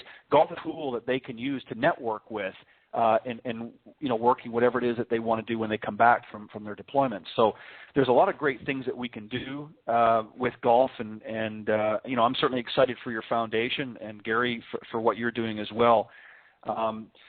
If there's one way that we can kind of, stir the pot a little bit with the corporate side of things, Gary, what do you think that is? What do we need to do to get the corporate world sort of more involved in something like this? Well, Ted, I think primarily just raising awareness first and foremost is critical, that there is a need. Operations that I've approached were more than willing to help, but just had never been asked or didn't know how to get involved. And so I think raising the awareness both of the need and also making it easy for them to get involved is critical.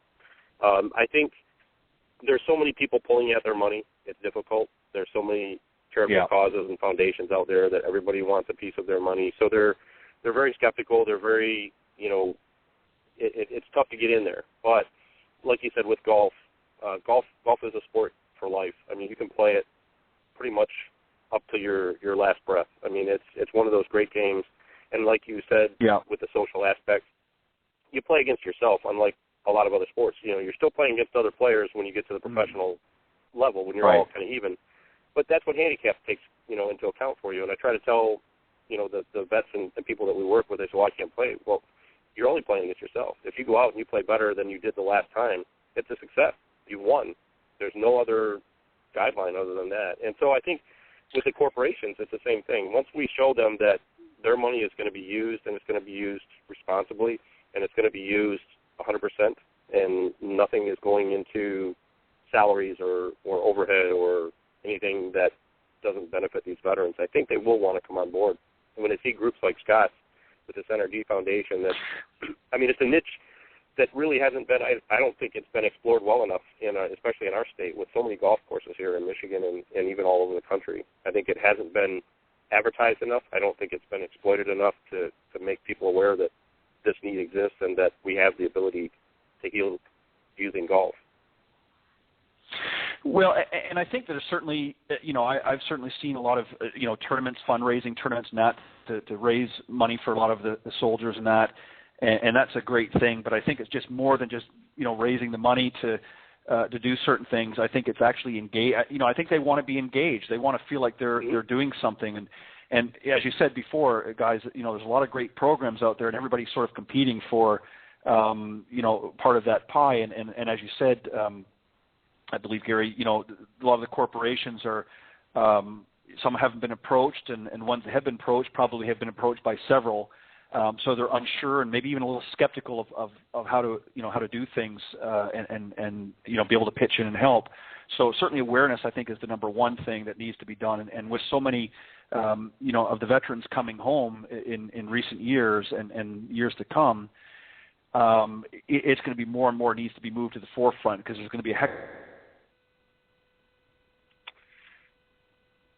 part, in my opinion, for the PGA to really step, and the LPGA, of course, to step up and address this openly, because I think once they do and sort of, gravitate around this issue, I think some of the corporate dollars will start to loosen up a little bit, and maybe some of them will jump on board. But, guys, as I said, I certainly will do anything that I can to help in any way with my program and beyond. You just need to ask and let me know how I can help. So, but we'll talk about that, as I said, a little bit later down the road. But Scott, I want to ask you, you do a lot of work, obviously, with some of the veterans and things that and helping them over some of the physical challenges.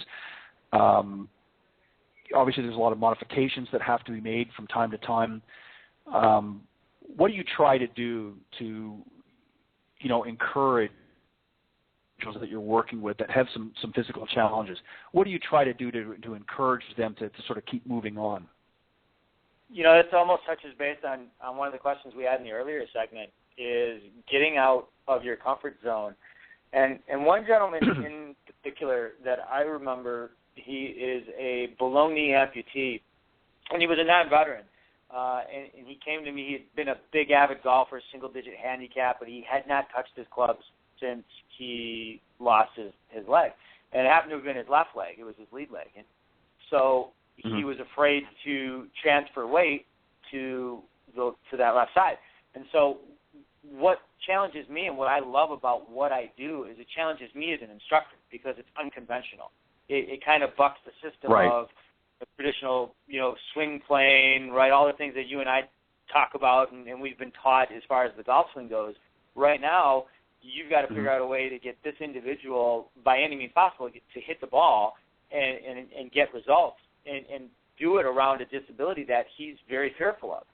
So what we did, and it's kind of like, remember the old drill tag where you put the golf ball underneath the right foot to get off that right side and kind of get the weight going on the side of the foot a little bit, right?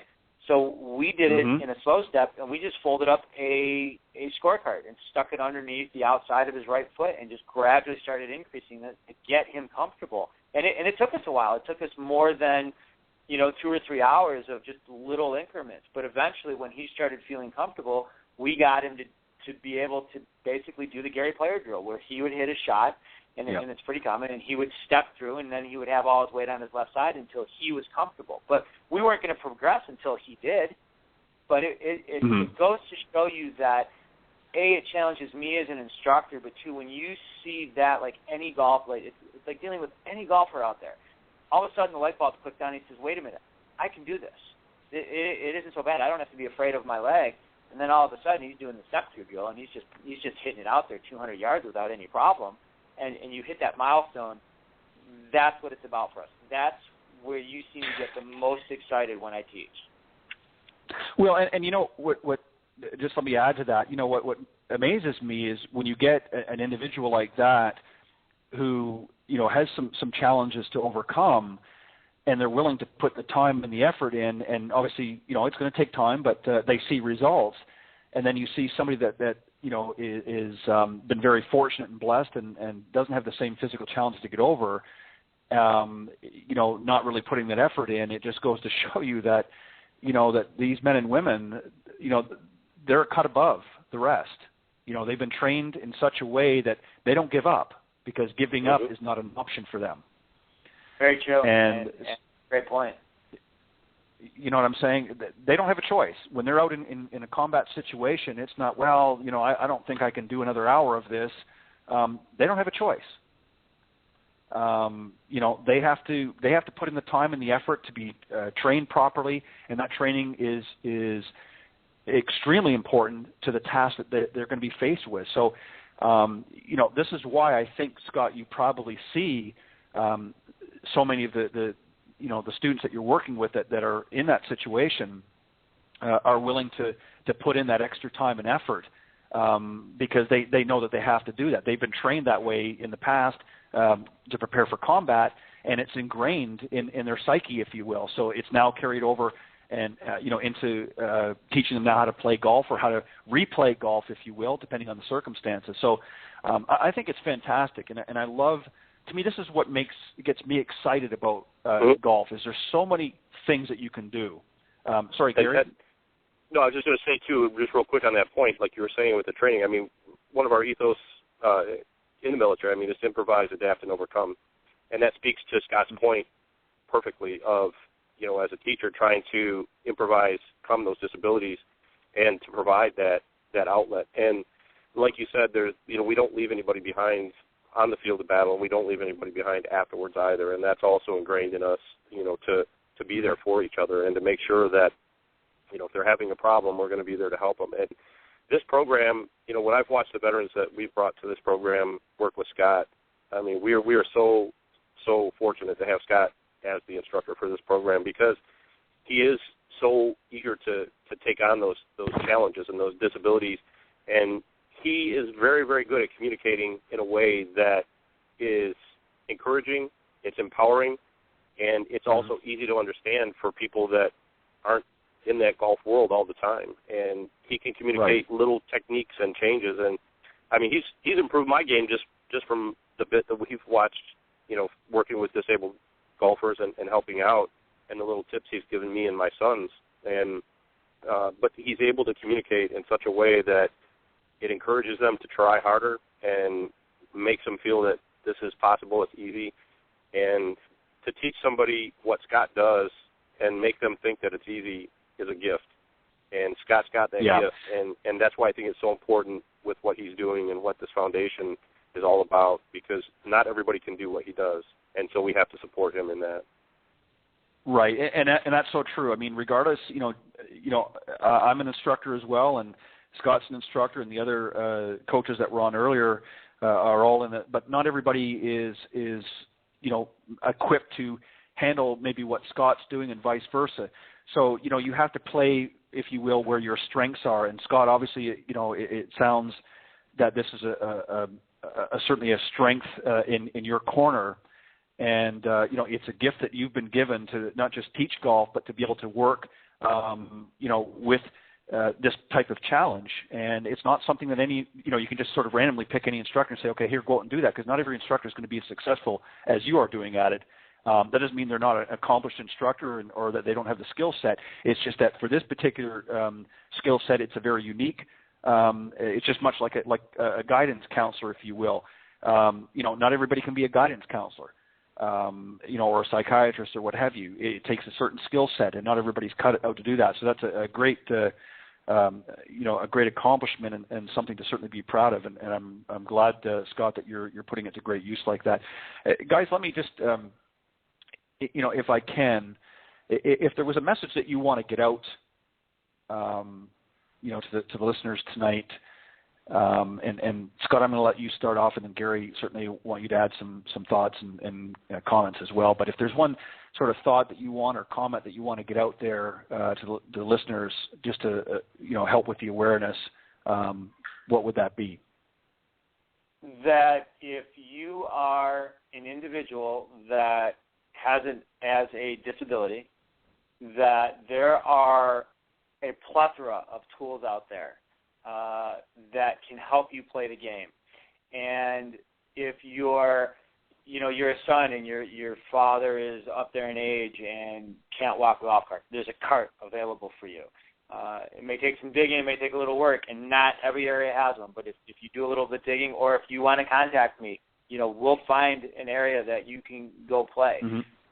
And these carts are available to go on the tee boxes and the green complexes. And it's our job, if a golf course says, hey, we're not putting a cart on our green, it's our job, in growing the game, to explain to a head professional that may not be aware of what these carts can and can't do or should or shouldn't do. It's our job to train the individual running the cart on how to properly use it on a green in the tee box. But if you want to play the game of golf and you are capable of holding a club and swinging a club, and like you said, even if you hit it 3 feet, we're there to help, and you can play. There's tools and resources out there, and there are a lot of them out there, and there's a lot of organizations, and I'm happy to share those with anybody that wants to contact me later on.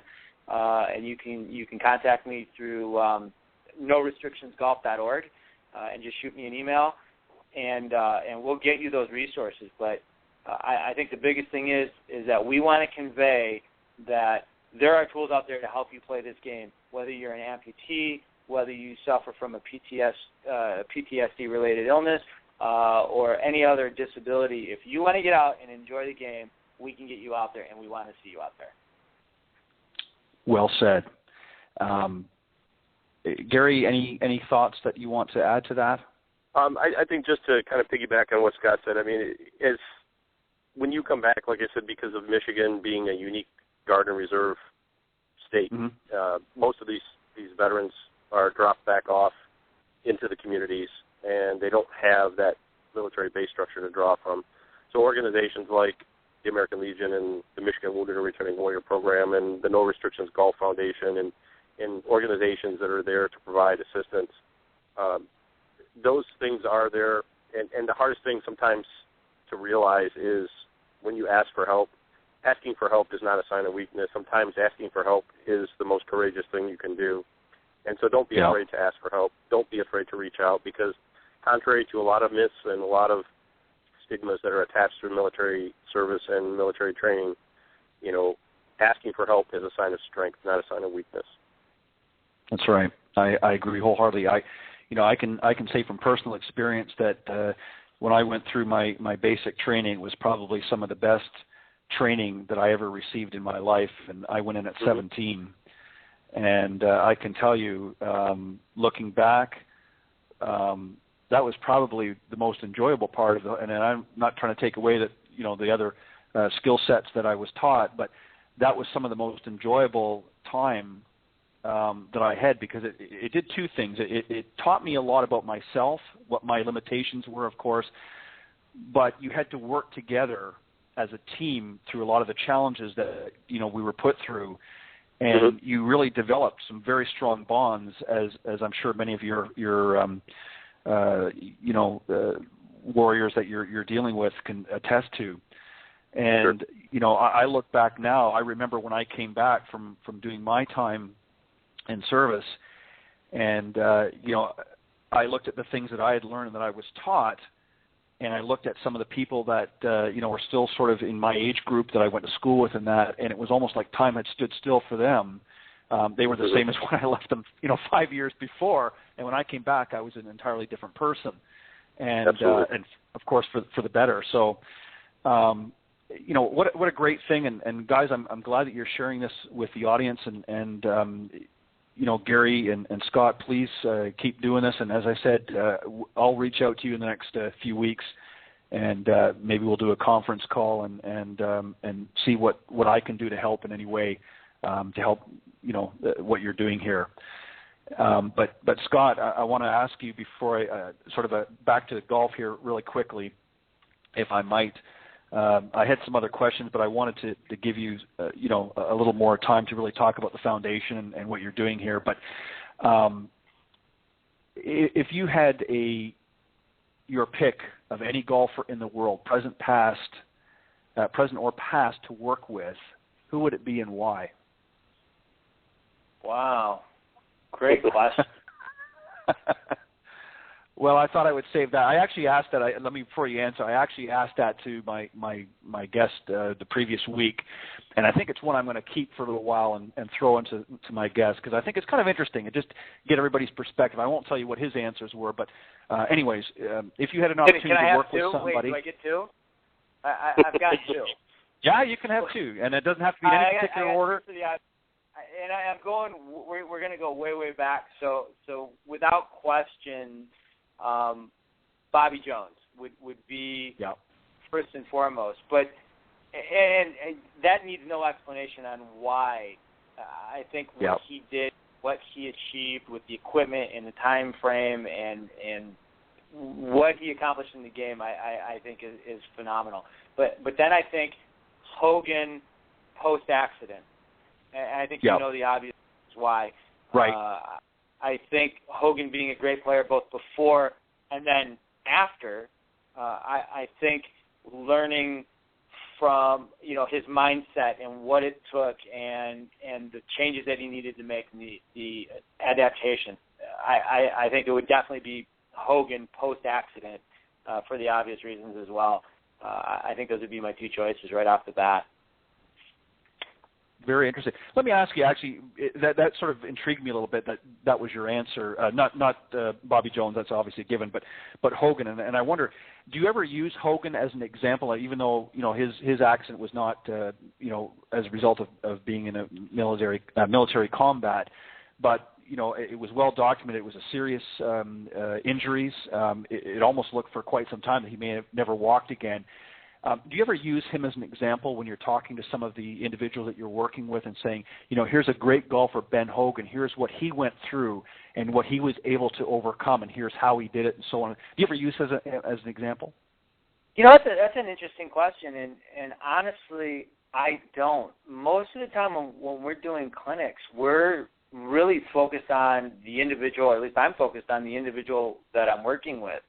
And we're sometimes it takes us quite a while to find something that works, and sometimes the frustration levels build, and we need to take a step back and kind of explain, it takes time. But I don't think I've ever really gone back, maybe once or twice, to somebody that was a really good golfer or a knowledgeable golfer and knew the history of golf and kind of what Hogan went through. But I think most of the time when we're doing clinics or I'm working with individuals one-on-one, we're staying pretty present tense. But so I think that's a great question, honestly. Yeah, but thanks. I'm going to steal that one. I'm going to steal that one going forward for sure. Well, the reason why I say that, Scott, is it might be, maybe to, I know you know the story, but maybe to research a little bit and get some of the, the facts together. It might be an interesting, tale to share with some of the people that you're working with.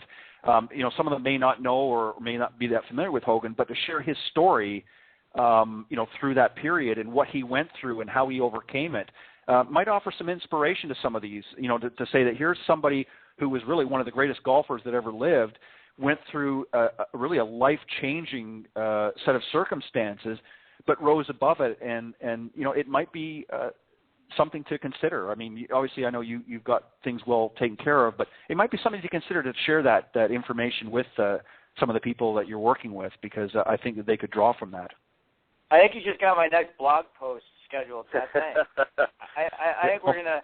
You know what? I think that's a fantastic idea, and I honestly want to thank you. And I think you'll see that. I think we'll start. I think maybe that's a great way to convey some of the things that, some of the challenges that we face, and maybe coming up with a story and using Hogan because it's golf related is a great way to go. And I'll say thank you for that. And I think you'll see that coming up.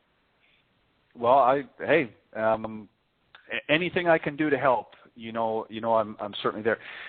Gentlemen, I want to thank both of you for coming on this evening, and Scott, I'm going to give you just a few moments here to talk about your organization, The Simple World of Golf. I know that you've got that as well, and I apologize we didn't get too much around that. I'll have you back on, and we'll talk a little bit more about that. But I knew that the other was certainly a big priority for you, and you managed to get Gary to come on to join you here in that. And I really wanted to give you sort of the lion's share of time to talk about that because I think it's an important issue.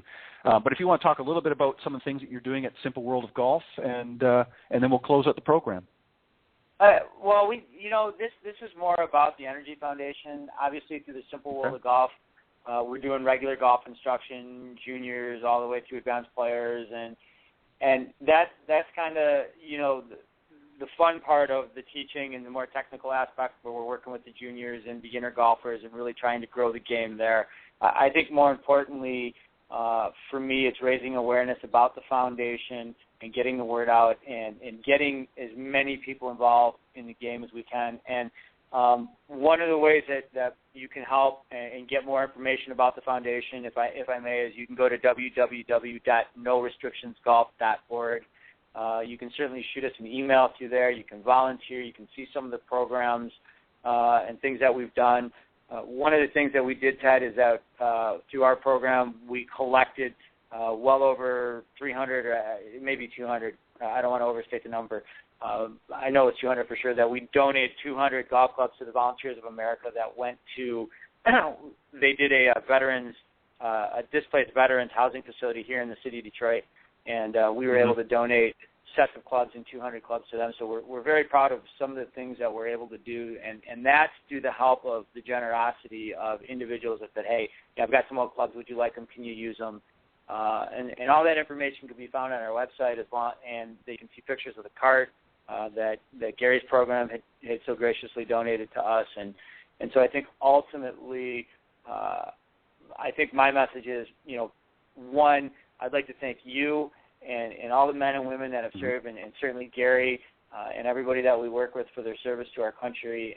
And the one thing that I don't think gets mentioned enough is I'd also like to say thank you to their families, because the family sacrifice just as much, if not more, and sometimes I think it's harder on the families, and Gary can certainly attest to that, because obviously when you're away and you're in combat or you're doing your job, it's a little bit easier, I think, at times. But I don't think we thank the families enough, and I personally want to thank all of the military families out there that have given for our country as well. And I think ultimately, we're just trying to do our little piece. And I think we're doing a pretty good job. I just think we could do more. And I'll let Gary kind of touch base on his program a little bit, and if that's okay. Sure. Yeah. By all means, Gary, sure. Go ahead. All right. And, like Scott was saying, just the families being involved is huge, and it helps that bonding process. And programs like, the golf clinics, the barrier-breaking golf clinics, and places like Treetops and Kevin McKinley's staff also provides that family an opportunity to have the caretakers be taken care of while their person, their loved one, is out experiencing the no restrictions golf, barrier breaking golf clinics. So it provides healing on a bunch of different levels. And our program, we just want to say thank you any way we can as well, and provide any sense of normalcy to that reintegration process for our men and women who serve and their families. And like Scott said, thank you for your service too, Ted, and as a fellow veteran, thank you from the bottom of my heart. Thank you for the opportunity to share our message on your show, and we look forward to working with you again in the future. Well, gentlemen, let me just say it's certainly my honor to have you on here, and I obviously love to talk golf, but I think there's also a time as well to reflect and look at ways that we can help grow the game and do things to help those out there that have really, gone that extra mile, if you will, to help protect and serve for their country. And I think it's important, that nobody should be forgotten. And I'm glad and happy to do anything that I can to help. Scott, what I'm going to ask, one final thing that you can do for me in the next little while is maybe send me an email with the schedule of maybe some of the upcoming clinics, and I'll make a point of mentioning them on the program. And anything that you've got going on, just feel free at any time. Gary, you as well. If there's things that you guys are doing, you can shoot me an email. And Gary, you probably don't have mine, so Scott, if you can provide that to Gary. And I will reach out to the two of you in the next couple of weeks, and maybe we'll do a three-way call here and talk about maybe some things that I can do with the program to help raise some awareness. And that's my young lady, my nice automated young lady, telling me that it's time to get off. So. All right. Well, thanks again, Ted, for the opportunity. It's been an honor and a pleasure. As always, Ted, thanks. I love being on your show, and thanks again. I really appreciate it.